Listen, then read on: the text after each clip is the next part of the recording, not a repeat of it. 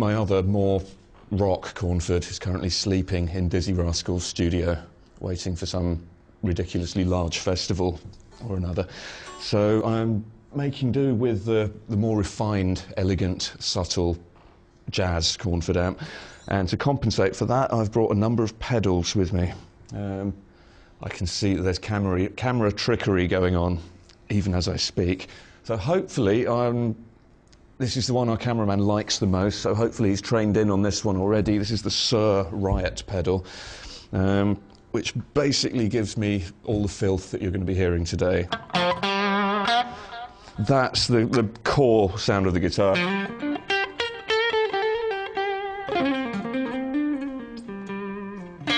And then if I step on this little Turkish Delight coloured box of magic here.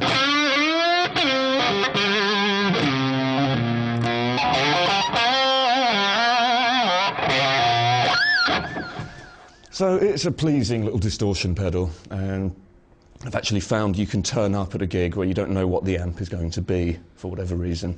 And if it's a Fender Twin and you need to do screaming pinched harmonics and tapping and what have you, this little thing is surprisingly good at turning even an amp like a Fender Twin into an amp suitable for rock. So we like that. What else can I tell you about my pedals? Before I go on, I should explain that for a lot of gigs in real life, I'll try to bring as few pedals as possible. This is my fun pedal board that I use every Thursday night when I play with a fusion band called The Fellowship in my hometown of Chelmsford, England. So I basically got a doormat and covered it with as many fun pedals as I could fit onto said doormat.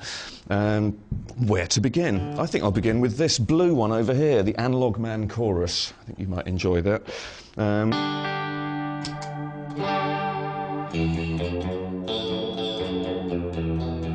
It's great for that kind of Nirvana-y, thick, fat-sounding chorus. The controls go up to 11, so if I'm having a John Scofield frenzy for any reason.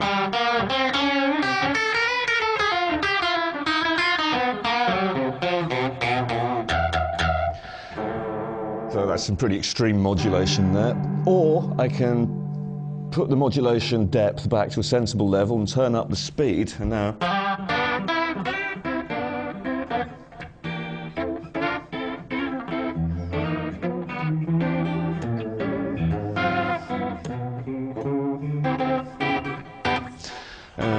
It doesn't really sound like a Leslie, but it sounds more like a Leslie than this, which is the sound of the pedal turned off. So that's the chorus by Analog. Whoa! That was some fire. Yeah, there is actually smoke coming out of that black piece of cloth there. I don't know if we need to be worried about that. It's fun being on a computer terminal many miles away from Lick Library HQ, isn't it? Have we averted catastrophe? Doesn't smell too bad. Okay, that was the first sinister omen of the evening. I'll just leave the chorus pedal alone now, shall I? Moving on, we have the RoboTalk envelope filter made by Exotic Effects. And this basically goes quack in two different ways. So it's like two envelope filters in one. You can set them differently. So for those...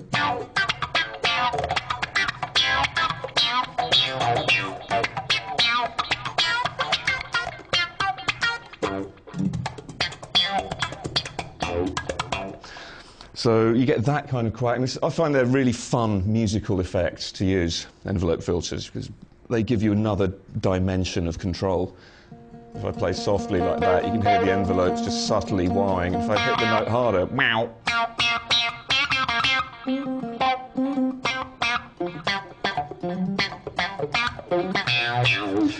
I like that stuff. The other one...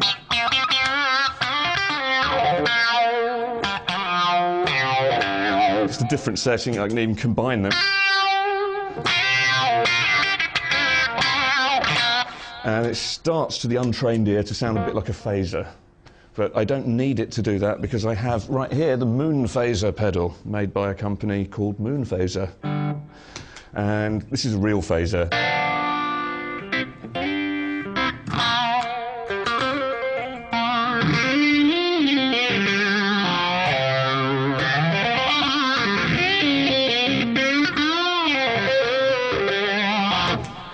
is nice when you want some phasing.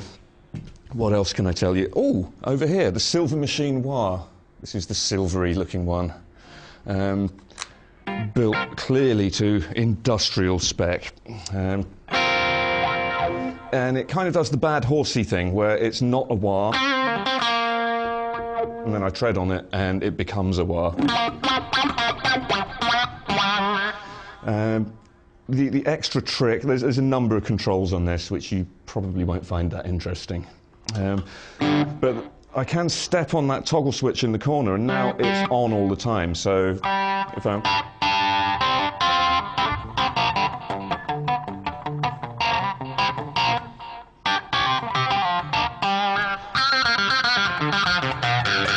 So I can get that distinctive wah half-open EQ sound without having to hover with my foot on the pedal the whole time. Next door to it, we have the second most boring thing on this pedal board. This is an Ernie Ball volume pedal.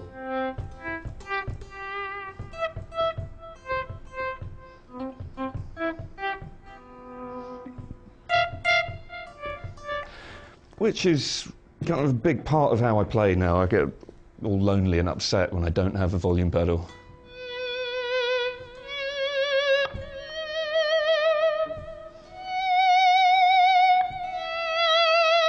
Partially because it's nice to get rid of all the attack at the start of a note and pretend that you're not playing guitar but rather some other bowed or blown instrument. And partially because it's quite good for just switching between a really filthy sound and a cleaner one without stopping playing. I might have there's certain funky things I would do where I might go from single note stuff to this strummy rhythm stuff, which obviously has a higher output level. And because your hands are busy and you're concentrating on switching fluidly between the...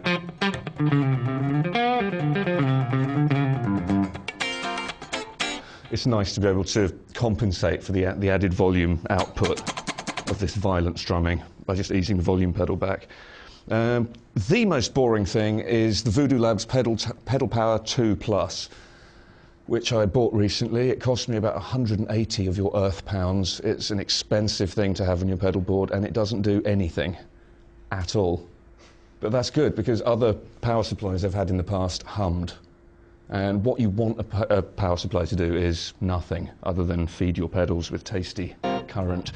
So yeah, that's the pedal power, not affecting the sound in any way, and we're happy. And over here we have the mother of all delay pedals. I just wish I understood everything it does. But this is the Eventide time factor, and that's just a little keyboard hold type foot switch, which is connected so I can do the tap tempo thing. You can program a ridiculous number of presets into this thing. I don't have many. Basically got lots of banks of 2, and the first preset in each bank is just a standard quarter note delay. So if I change the speed to 1, 2, 3, 4, it's now at the new speed. A couple of other fun things it does. Indulge me for a moment in my Jimmy fantasy.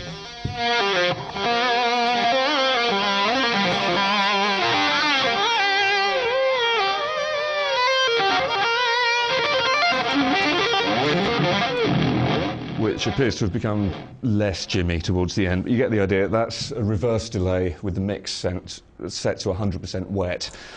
What other delights do we have in here? I'm sure there's a couple more presets that I enjoy, which I could show you. How about this one? This is the kind of string pad setting, I think.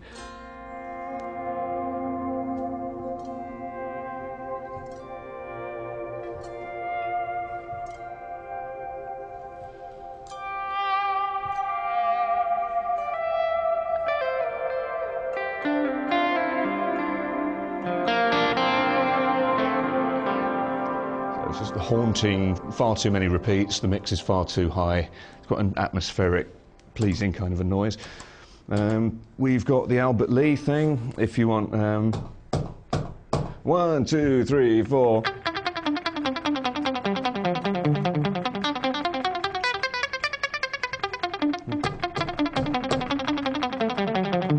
quite fun if you have the robo-talk as well. So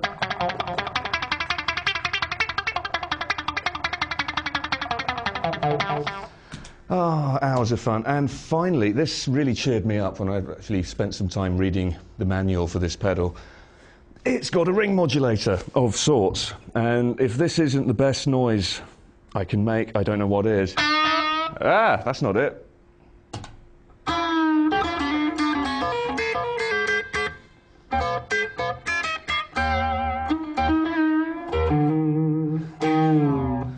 And it's really, really bad for your brain to do this, because silly things like this happen. You'll bend a note up and the pitch goes down.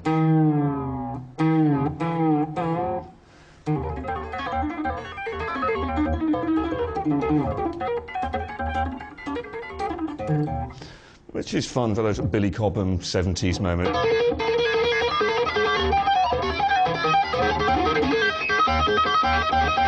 Just makes you think a bit differently. Sometimes I think it's important to make noises like that upset people. Makes me happy. So I think you've now done the grand tour of my pedal board.